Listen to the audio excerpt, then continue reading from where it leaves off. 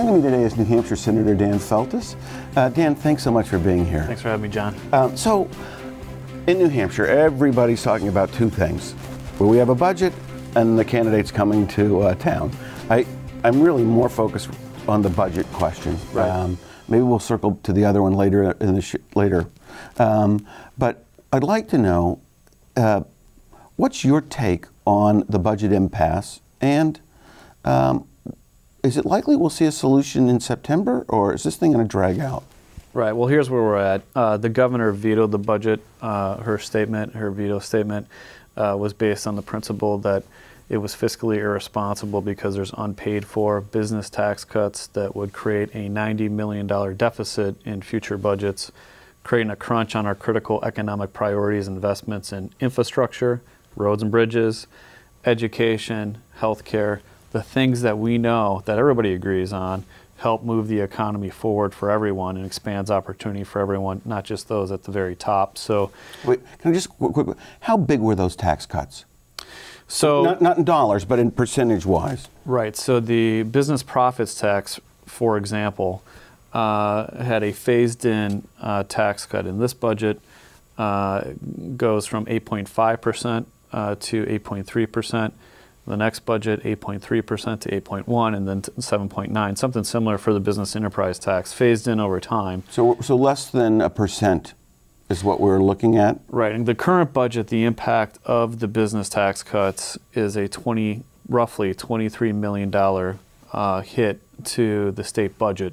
That's based on analysis by the Department of Revenue Administration. So the question that the governor posed, and certainly the governor posed a compromise proposal that said incorporates basically most of the business tax cuts, but pays for it by closing loopholes in our tax code, increasing the cigarette tax to a level that's still lower in the neighboring states, and increasing the vehicle registration fee by $5. That would pay for it in a fiscally responsible way. And the key question is, if you're going to do budgeting, do you do it in a typical way, or the old sort of pay-go way that Republicans used to abide by, which is, you reduce $1 here, you increase $1 here. You do it in a balanced way so that we continue to invest in the things that we all agree on. And so the governor released a compromise proposal. I think it's a reasonable proposal. It also involved increased funding for substance misuse programming. That's a big issue.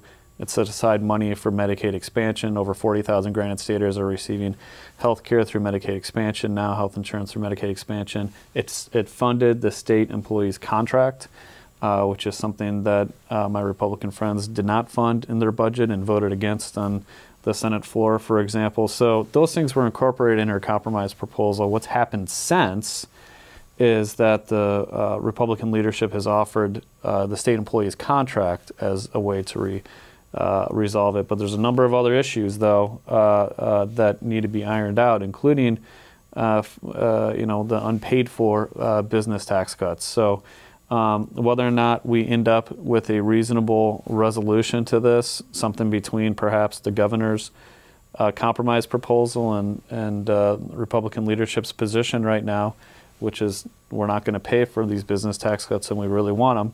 That's our top priority. We'll see. There has been some movement, and I'm hopeful that it gets resolved sooner rather than later. It's important that we resolve this budget impasse, and a number of people are talking, and people working in good faith. Hopefully we'll get it done, and we'll move forward. Is it likely that we'll have a budget in September?